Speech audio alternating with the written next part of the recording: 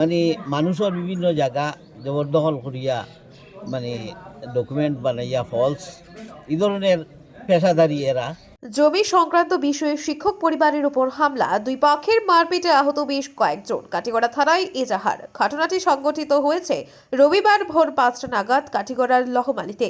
কাটিগড়া থানায় এ মর্মে জিএমসি সভাপতি চৌধুরী তাজউদ্দিন চৌধুরী, আব্দুল কাহির সহ আরও 7জনকে অভিযুক্ত করে পৃথক পৃথক মামলা প্রদান করেছেন কাটিগড়ার বিশিষ্ট শিক্ষক আজির উদ্দিন বরভুইয়া ও তার স্ত্রী সোফিয়া বেগম বরভুইয়া। পরে তারা জানান, অভিযুক্তরা এদিন ভোরে একটি ইয়ন গাড়ি ও একটি ম্যাজিক ট্রাকে করে ধারালো অস্ত্রশস্ত্র নিয়ে বাড়িতে অনধিকার প্রবেশ করে হামলা চালায়। ভাঙচুর চালানোর পাশাপাশি মহিলাদের টানা হেচড়া করে শ্লীলতাহানির চেষ্টা করে বলে উল্লেখ করে। চিৎকার শুনে অনেকেই ছুটে আসেন। তখন তাদের ওপরও হামলা করে সভাপতির চৌধুরী বাহিনী। এতে অনেকেই আহত হয়েছেন। যারা জখম হয়েছেন তারা হলেন ফারুক আহমদ বরভুইয়া, সোফিয়া বেগম বরভুইয়া, দিলরুবা বেগম বরভুইয়া, সিরাজ উদ্দিন বরভুইয়া, ইয়াসমিন সুলতানা বরভুইয়া, দিলওয়ার হোসেন, নূর উদ্দিন, জমাল উদ্দিন সহ কয়েকজন।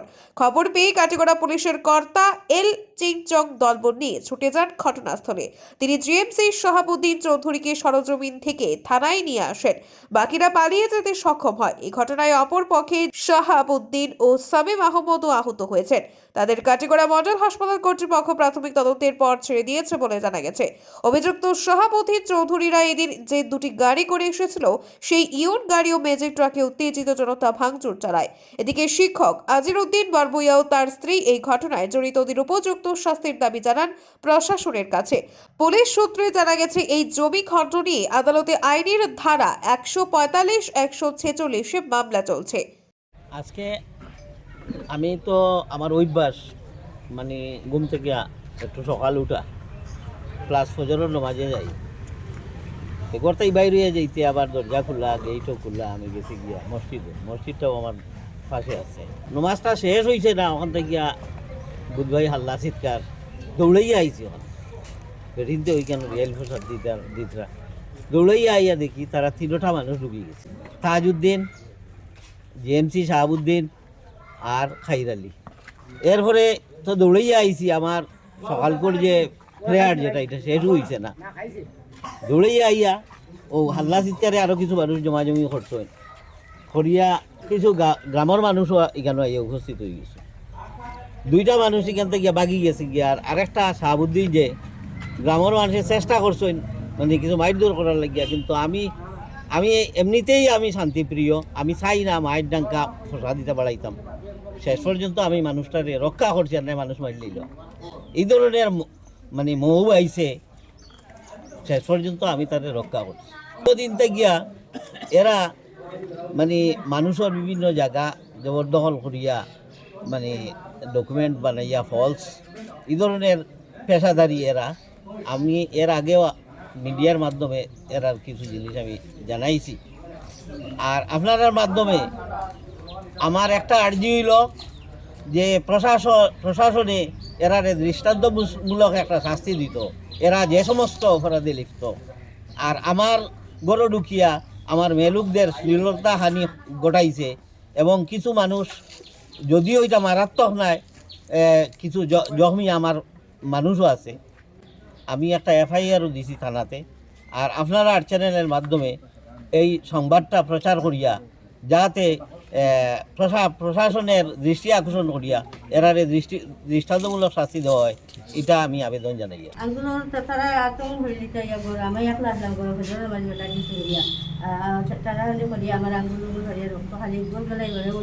চিৎকার শুনিয়া গাঁর মানুষ আইছিল, আমার হাত বান্ধিয়া দিছিল। আমি বুধ হয়েছি, আমি জিএমসি শাহাবুদ্দিন নুনগর বাড়ি, আরেকজন আব্দুল কাহির লাঠিমারা, আর আরেকজন তাজউদ্দিন। আমরা গেছি কি বদরের নামাজেও।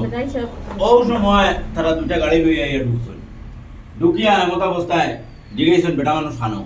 তখন কয়েছে বেটা মানুষ তো সব নামাজেও আমরা গেছি এমত অবস্থা। তারা কইছেন গরু হামাইছেন, হামাইয়া বেটি টানাটানি শুরু করছেন। ও সময় টানাটানি করতে সময় হাত খাটিছে, হাল্লা চিৎকার শুরু হয়েছে। গাঁর মানুষ আইসেন, আইয়া বেরিয়া একটা দড়ি লিছেন জিএমসি রে, আর বাকি 2টা হলে বাকি গেছেন।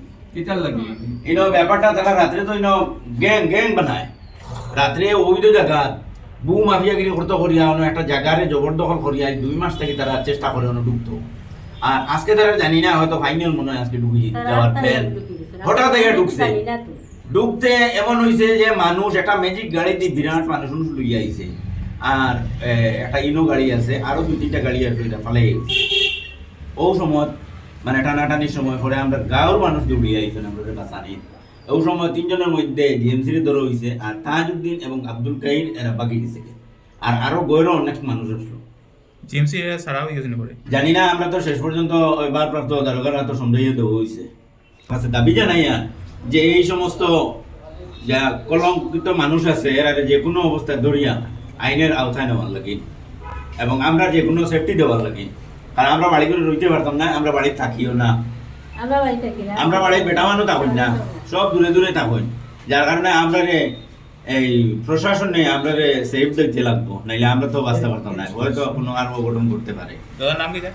সিরাজউদ্দিন বড়ভুইয়া। তো দেখো আপনারা তো গিয়া পাইছেন, আমরা বাড়িতে আমরা আছি, আমরা তো লাঠিমারার যাই নাই, আমরা তো মোহনপুর যাই নাই, নুননগর যাই নাই, আমরা আপনার বাড়িতে আছি। পুলিশ প্রশাসনেও গিয়া পাইছেন, আমরা বাড়িতে আমরা আছি, আপনারাও গেলে দেখবো আমরা আপনার বাড়িতে আছি। আমরা তো এই বসতির মধ্যে আছি।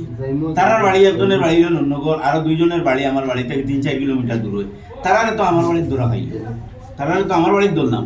আপনারা দেখুন কিনা, জিএমসি তো আমার করে আমরা বান্ধিয়ে রাখছি, শেষ পর্যন্ত পুলিশের আওতায় আনা হয়েছে। আপনারা দেখছেন আজকের বরাক।